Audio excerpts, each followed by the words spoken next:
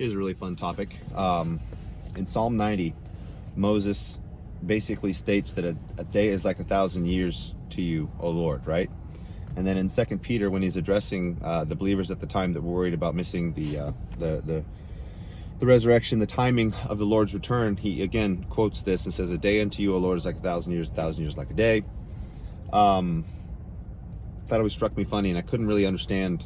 I could understand, obviously, the time is nothing to God, right? He has complete control. He's outside of it. He doctored it. He knows beginning to the end, right? But then that leads me into a series of thoughts that puts me into all the different timings, the dates, the times, the years, all of that in the Bible. And I've heard many times from many different people that the earth is only 6,000 years old, the moon's brand new, and all these things, and it just doesn't make sense. That doesn't mean that the Bible's numerology and the dates and times and whatnot themselves are incorrect, out of place, or unnecessary. They're absolutely necessary. They came from God. They're on purpose. However, what would be the purpose of them ultimately from any point in history of having to count back, except to know when Adam and Eve got here? Because that's really what it points back to. It points back to the timing of the placement of them in the garden. And yes, when you go through and you time, when you map out mathematically all the dates and times, it really does come almost exactly, not quite, about 10 years at this point, to 6,000 years of the original creation of man. That always left me kind of funny. Why would we be obsessed with these things? Why would we be saying things like dinosaurs existed when David was around, and all this other what seems to be fanciful things that don't really strike me as true? And perhaps that was the Spirit telling me, I don't know. But I did a little bit of looking into, this site that I've been looking at, ichthus.com. One of the first things that I studied from him that really just blew my mind was the original breakdown of the first two verses of the Bible, right? We understand it as, in the beginning, God created the heavens and the earth became ruined and despoiled. That kind of plays into a pagan notion that God really didn't complete a complete earth, and that he had to go through, build it up, let it come to a certain point, and then rework it during the 7 days of recreation. But that's not at all how he is. If we look, every time he creates complete. He creates something that is, Adam was a fully formed human adult. When Eve was made, she was ready for wifely duties. She was ready for pregnancy, all of it. So when God creates out of nothing, ex nihilo as it's called, in I guess Latin, it's a complete, fully functioning machine. The human body being a good example of that, but then you extrapolate that out to the world, and everything is a machine that is all working within itself as one great unit, right?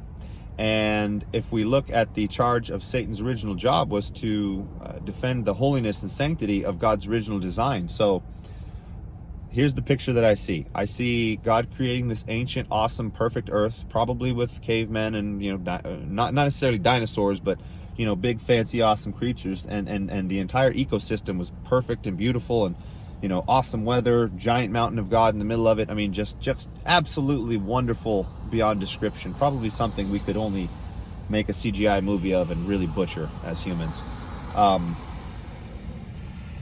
then verse 2 of Genesis 1 says, became ruined and despoiled.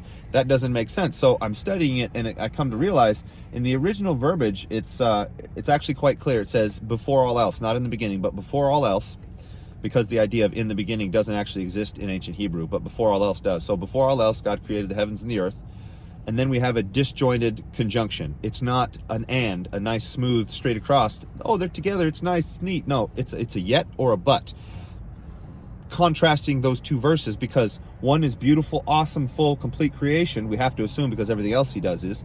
But then the second one is ruined and despoiled. God's Spirit is brooding over the spirit, or over the surface of the deep, the tehom, the exact same word that describes the earth after the flood, as Noah was awaiting for the land to reappear and the waters to dry up.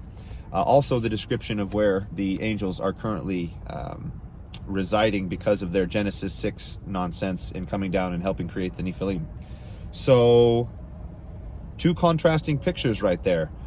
How did the earth get destroyed and ruined? Well, it had to have been done by willful creatures not doing their job. And if we know Satan as the one to be originally in charge of keeping things holy, we know that he was the one to jump ship and eventually take a third of the angels with him. Well, Angels in their eternal nature, and I'm stretching, you guys probably don't know any of this stuff, but angels in their eternal nature, one can assume, take a much longer time perhaps to eventually come around to the idea of spurning the God they know is all-powerful, right? They have to be constantly ground away, just the same way we are, but perhaps over a much, much longer period of time.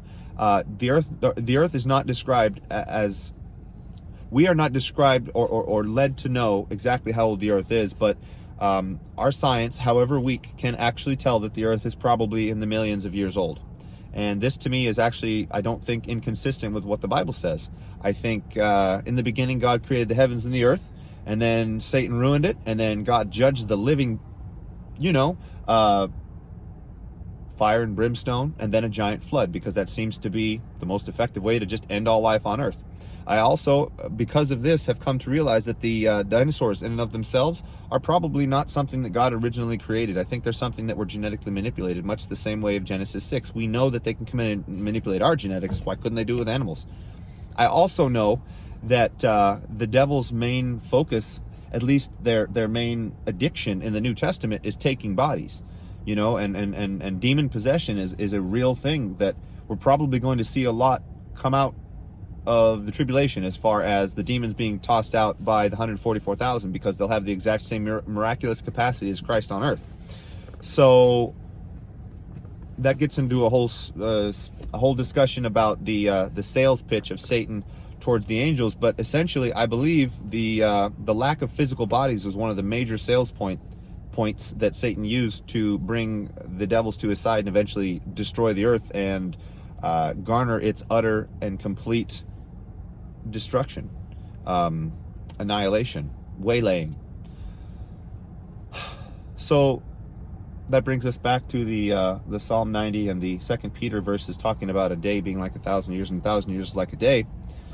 If in fact he creates everything complete and whole and functioning like a machine ready to work, why would the 7 days of what we call creation, but really when we look at the Hebrew, it is very much allowable for it to be a recreation, a reworking?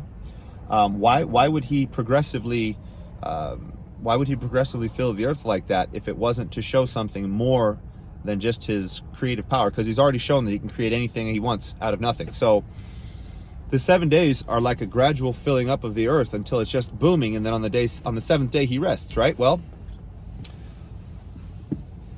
let's look at the analogy of Christ talking about the temple being torn down. I've discussed already before that it is absolutely true that there are many prophecies throughout Scripture that apply twice, like, for example, to the Antichrist or to Babylon.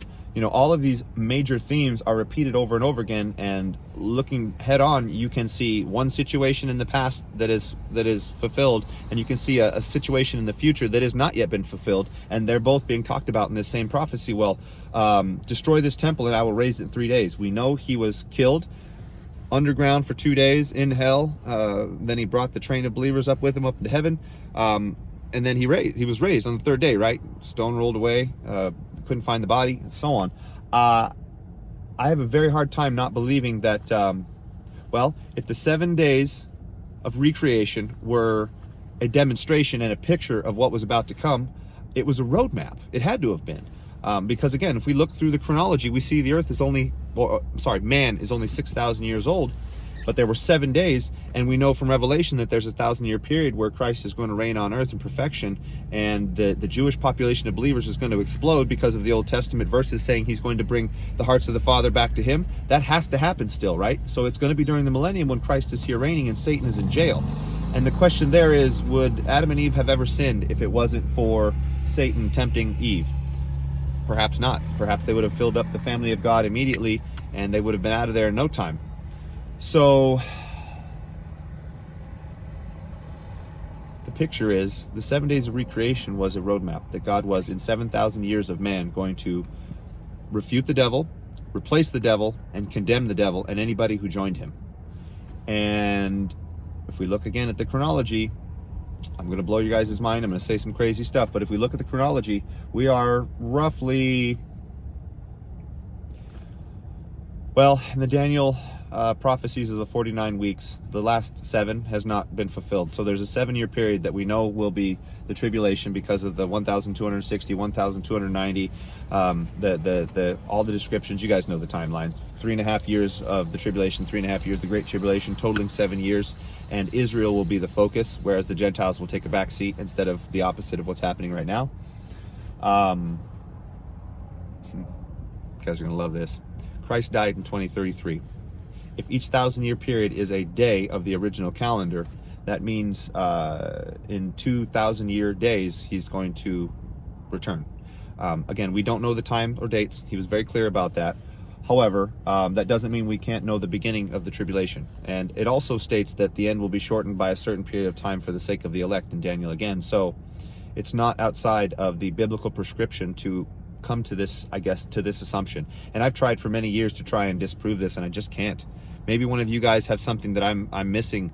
But if we, again, look back at the chronology from today, even taking into account the Gregorian calendar, which may or may not be wrong, but God gave us years and dates for a reason. So he is the author, and he is the upholder of the times table, right? And that's also one of the ways we're going to know the Antichrist, by the way, is he's going to change the date and times. But for the time being, we can still go back and look and see that it's been almost exactly 6,000 years. And if we go 20,033 minus 7, that means 2026, folks.